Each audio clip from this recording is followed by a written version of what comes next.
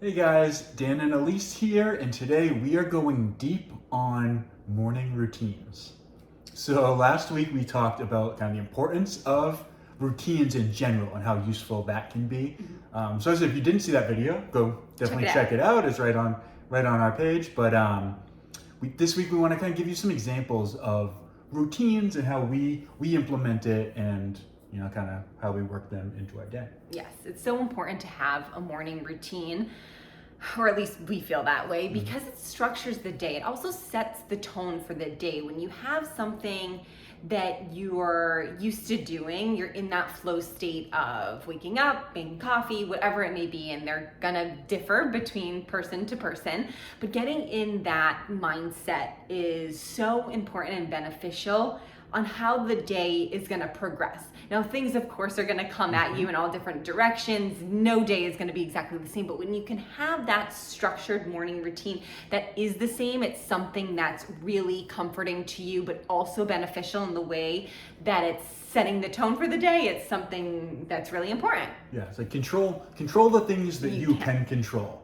It's something at some point in your day is going to go awry, but if you can at least start your day on the right foot, set yourself up for success, you're gonna be better off. So I think the perfect example is like if you wake up and just go right to your phone or your computer first thing, and you're either like sucked right into like work emails and stress, or you look at the news and the headlines of the day and what you're being told is supposed to be important. Both those things are going to be really, really stressful first thing in the morning. Both those things are going to. And think about too, like where you're coming, like off of hopefully a relaxing 8 hours of sleep. So 8 hours is a very long time to be unconscious. A lot's going on in your head. Your body's repairing itself. There's so much that goes into good quality sleep. You don't want to mess that up by immediately putting stressors into your body. It takes some time to get up. Like if you've heard those old sayings like, oh, my ancestors of ancestors used to wake up with the sun and it took hours. It really should. You should not go from your bed to your nightstand to grab your phone immediately to pull up that insane fluorescent light that should be not in your face at that time. That's what Dan's saying, but it should take a little bit of time to get the routine and get your body up. Yeah, so I guess we'll just kind of jump right into some examples of what a morning routine could look like. We actually both do ours a little bit different, a lot of the same stuff, but we kind of progress through them differently. We're on a little bit of a different schedule in the morning. The point being, you're not wrong. Like find what works for you. You don't have to do what we do. This is just something you can kind of think about. But the way I start my day is I wake up pretty early. Very early. Which is also something. Which I wake up early and he wakes up earlier than I do. So I try to give myself at least 2 hours before I need to be at work training somebody. So if my first session is at 6 a.m., I'm gonna get up at 4. Because I like to have that time. People might think I'm crazy, get that all the time, but it's nice to have the time to ease into your day. So I'd rather go to sleep earlier, get my 8 hours of sleep, get up at 4, and then it's so nice and peaceful, and the sun's not up yet, and I can kind of start moving around and easing into my day. So I bring Eddie for a walk. That's our dog, in case you didn't know. Yeah, if you don't know Eddie, he's not some not a child. Not some neighborhood kid who I kidnapped.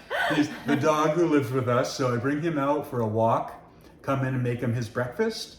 And then I'm kind of on my own where I go right into some mobility work and stretching. I love just being able to move my body around. And this is something we can probably get into deeper at some point, but it's just a movement, dynamic stretching, some groiners, rotations, some different, I change it up day to day, but it's mobility, things that get my body feeling good, hips, ankles, back. And then from there, I go right into meditation. I like to get to mobilize, to get my hips feeling good before I sit and meditate, so I have kind of less physical distractions. So it's after my mobility warm up, I go right into a meditation. It's usually about 30 minutes. From there, it's pretty much, get up, get ready to go to work. The last thing I like to do before I leave is to write down 3 things that I'm grateful for. So we have like a chalkboard on the wall. Write down every day 3 things that I'm grateful for. So I leave my head in a good space and I'm ready, I'm excited, I'm in a good mood. And like I said, this is a little bit different than what Elise does, so she can share. Yeah, so I do. So when Dan's alarm goes off in the morning, because we sleep in the same bed, it typically does wake me up depending on how tired I am. So if his alarm, 4 o'clock is very early. I don't typically get up at that time, but if it's an hour later, about 5:15, my alarm clock is always set at 5:15. But I'll sometimes kind of just, again, gradually wake up. Like I'll hear him a little bit, but still be tired. And what I've been doing for the past couple months is actually staying in bed, laying down and meditating immediately.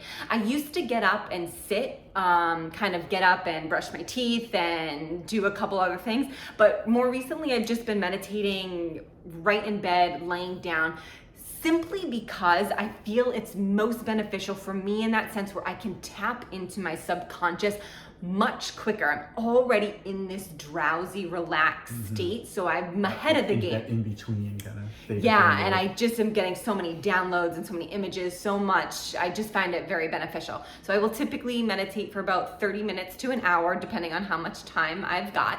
Then I'll get myself up out of bed and I'll brush my teeth. I will just organize a couple things around the house, and then I go right into writing my 3 grateful things on our chalkboard.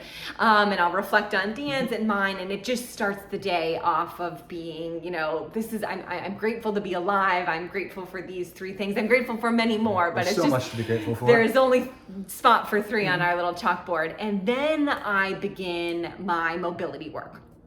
I'll do mobility work, some ab exercises, rotating and stuff. I'll get that done and out of the way. Then I'll usually jump right into a much heavier lifting session or workout. Once my workout's over, I'll go for about a 45 minute walk. Then I'll come back and make my breakfast and do some breath work and play with Eddie and stuff like that.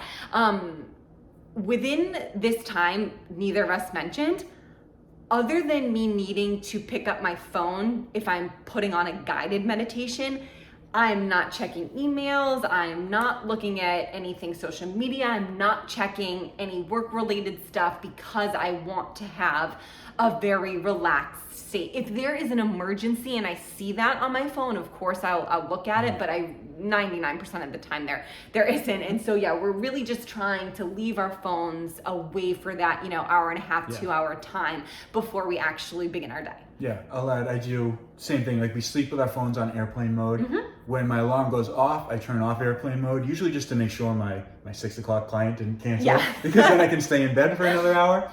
But other than that, it's, I don't try not to look at it until after I've finished meditating. Yeah. And I do want to add, I also do brush my teeth. I left that out. Elise said it, and I don't want you to think she's the only one brushing her teeth around here. Tomato. But yeah. other than that, that's about what it looks like. So in the morning. that's a little bit of our morning routine. I think that whatever works for you in the best, most beneficial way that's going to get you awake and feeling alive and really rejuvenated to start your day, do it. I think that basically what we're really trying to say is don't jump out of bed and immediately get on your phone and click into that stressful work environment, because you already know that that's going to come in a couple hours. Just take the time to really work inward and get yourself set up for the day ahead.